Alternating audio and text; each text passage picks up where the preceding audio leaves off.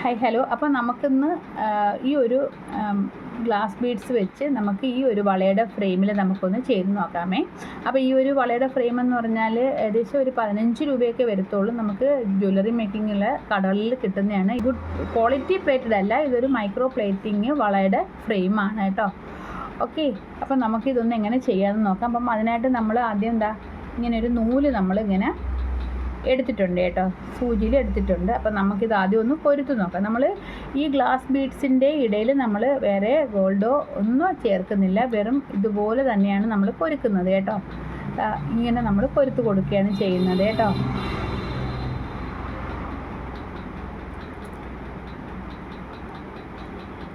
നല്ല ട്രെൻഡി ആയിട്ടുള്ള സാരികൾക്കൊക്കെ ഇത് വിയർ ചെയ്യാൻ നല്ല ഭംഗിയാണ് കേട്ടോ. ഇങ്ങനത്തെ ഒറ്റ ഒരു വള കിടക്കുന്നത് നല്ല ഭംഗിയാണ് കേട്ടോ.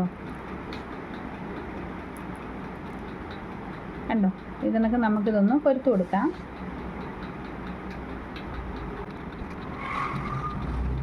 മുത്ത് കൊരുത്ത് ചെയ്യുന്ന രീതിയുണ്ട്, ഇത് ഞാൻ ചെയ്യുന്ന ഒരു രീതിയാണ് കേട്ടോ. വളരെ സിമ്പിളായിട്ടുള്ള രീതിയാണ്. ഓക്കെ, അപ്പം നമുക്കിത് ഇങ്ങനെ ഒന്ന് വെച്ച് നോക്കാം. കണ്ടോ,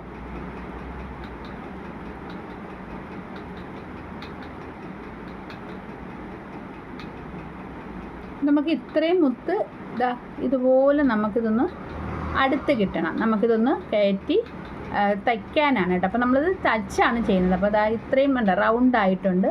അപ്പം നമുക്കിതൊന്ന് കെട്ടിക്കൊടുക്കാം.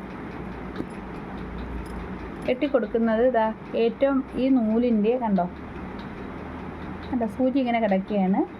അപ്പോൾ ഈ നൂലിൻ്റെ ഏറ്റവും അറ്റത്ത് നമ്മൾ പിടിച്ചിതൊന്ന് നല്ല രീതിയിൽ കെട്ടിക്കൊടുക്കണം കേട്ടോ. പൊട്ടാത്ത രീതിയിൽ കെട്ടിക്കൊടുക്കണം.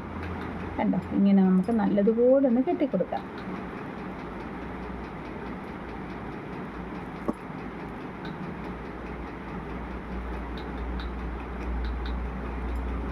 നല്ല ടൈറ്റ് ചെയ്ത് ഇറുക്കി കെട്ടണം, നല്ല ടക്കെന്നിരിക്കണം കേട്ടോ. ഇത് നല്ല നമുക്ക് ആ വളയിൽ കയറ്റി ഇടാനായിട്ട് സാധിക്കും കേട്ടോ.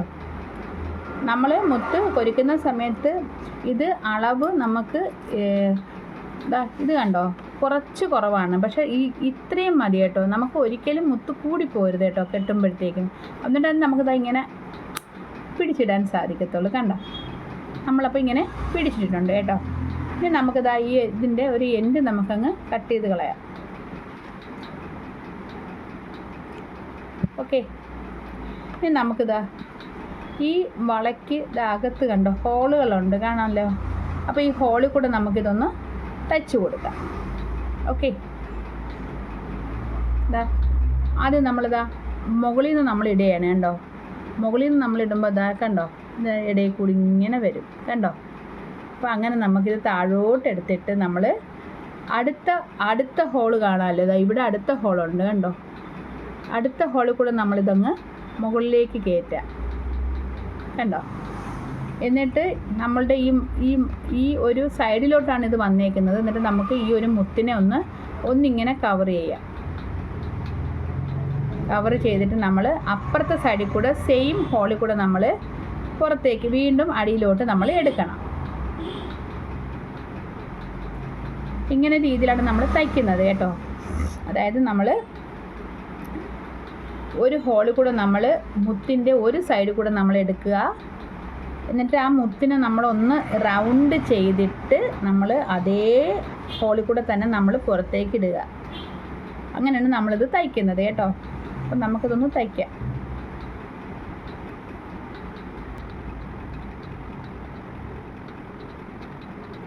നമ്മൾ സാധാരണ വള ചെയ്യുന്ന വീഡിയോകളൊക്കെ നിങ്ങൾ കണ്ടിട്ടുണ്ടായിരിക്കും. പക്ഷേ എനിക്ക് ഏറ്റവും സിമ്പിളായിട്ട് തോന്നുന്നതും ഞാൻ ഒരുപാട് കൊടുത്തിരിക്കുന്നതും ഈ ഒരു പാറ്റേണിൽ ചെയ്തിട്ടാണ് കേട്ടോ.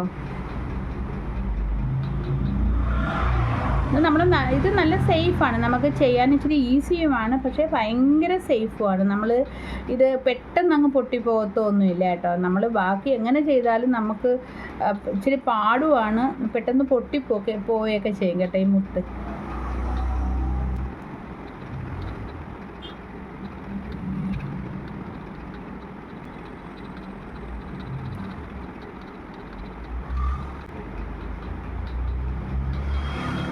അപ്പോൾ കണ്ടോ, നമ്മളിതാ എല്ലാ വശവും തയ്ച്ച് തീർത്തിരിക്കുകയാണ് കണ്ടോ. ഓക്കെ, അപ്പം നമ്മളിത് കെട്ടിടുന്നത് എങ്ങനെയാണെന്ന് വെച്ചാൽ, നമ്മളിത് ലാസ്റ്റും ആക്കിയതിന് ശേഷം നമ്മളിതാ അതേ നൂലിൽ കൂടെ തന്നെ ഒന്ന് കയറ്റിയിട്ട് നമ്മളൊന്ന് ഒരു കുരുക്കിട്ട് കൊടുത്താൽ മതി കേട്ടോ. കണ്ടോ, ഒരു കുരുക്കിട്ട് കൊടുക്കുമ്പോഴത്തേക്ക് അത് കെട്ടായിക്കോളും. ഇതിങ്ങനെ എടുത്തിട്ട്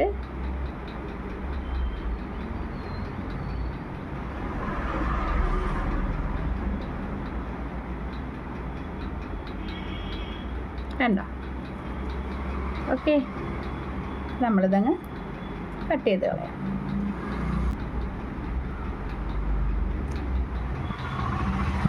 ഇതാ, അപ്പം നമ്മളുടെ നല്ലൊരു അടിപൊളി ഒരു വളയാണ് കേട്ടോ ഇവിടെ ശരിയായിരിക്കുന്നത്. നല്ല ഭംഗിയാണ് കേട്ടോ കാണാനായിട്ട്.